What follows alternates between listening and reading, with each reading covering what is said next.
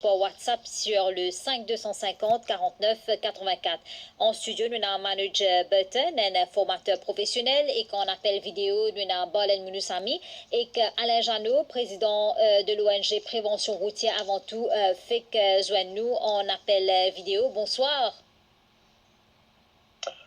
Bonsoir, Rokaya, bonsoir à toute la population. Alain Janot, est-ce que chaque fois il y a un accident, l'eau nous la route, nous avons tendance à banaliser cet accident-là, nous arrive, après nous guettons, comment dire? Bon, on va penser nous peut banaliser l'accident-là, hein. Nous pensons beaucoup du monde choqué, beaucoup du monde intimidé avec sa situation-là. Mais c'est moi, malheureusement, peine suivi. Par exemple, sa machine-là, n'est pas supposée là, d'après ce qu'ils m'ont fait trouver dans mon information. Mais c'est moi là qui suivi pour ENA, pour assurer qu'il a pour cette fois une machine qui n'est pas supposée rouler en bande horaire spécifique.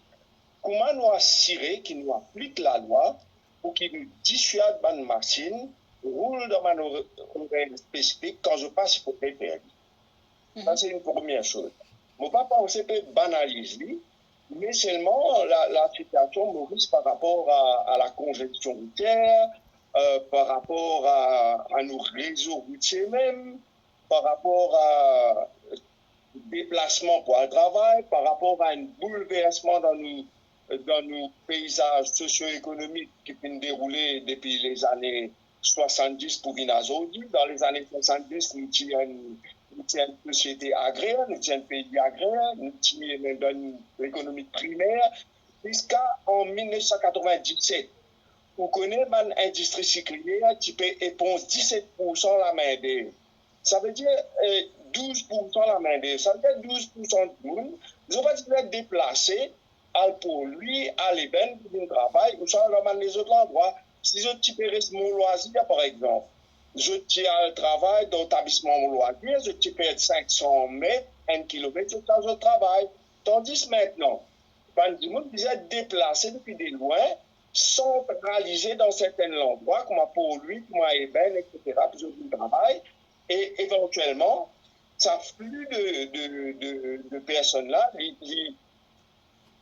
susceptible de cause une congestion.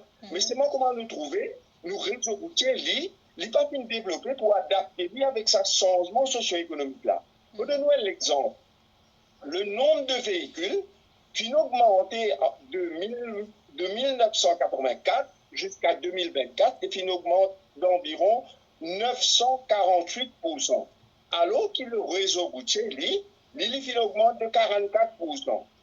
En 2016, nous sommes à 100 km autoroute et en 2024, nous sommes à 104 km autoroute. Il fait où 4% augmentation du réseau autoroute. Alors que nous connaissons, il y a 200 000 personnes qui servent l'autoroute tous les jours pour descendre le produit et ailleurs. Hein? Mais par contre, il fait où une augmentation de 4%, mais par contre, le volume de véhicules depuis 2016, il a augmenté par à peu près 50%. Mais normal, nous prenons un problème.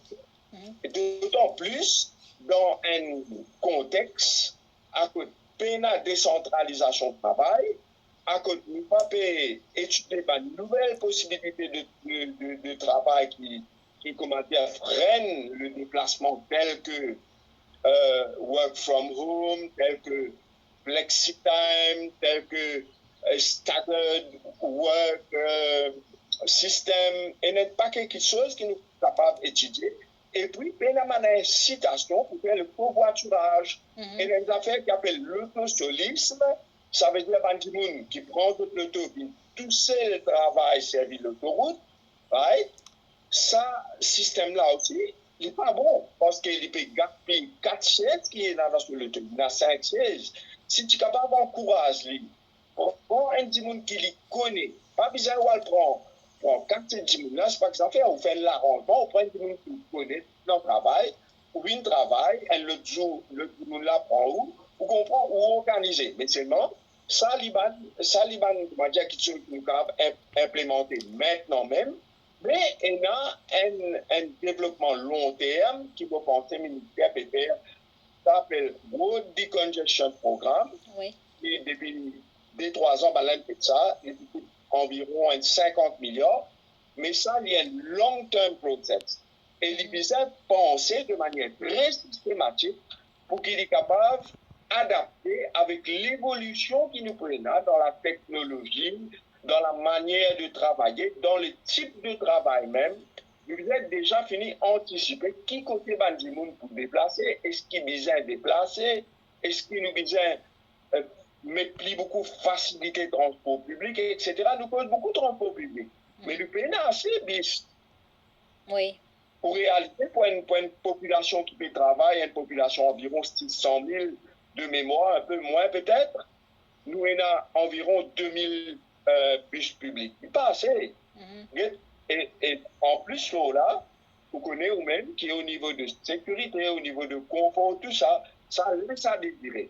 Maintenant, au niveau de métro PKV éponge entre 50 000 et 60 000 personnes par jour. Il n'est pas assez. Et peut-être, il a étudié aussi, bien sûr, il y a un coup là-dedans, il a étudié aussi étendre le réseau de métro. Alain Jeannot, merci beaucoup pour l'intervention ce soir dans Soirée sans filtre. C'est moi qui vous remercie. Bonne soirée. Merci.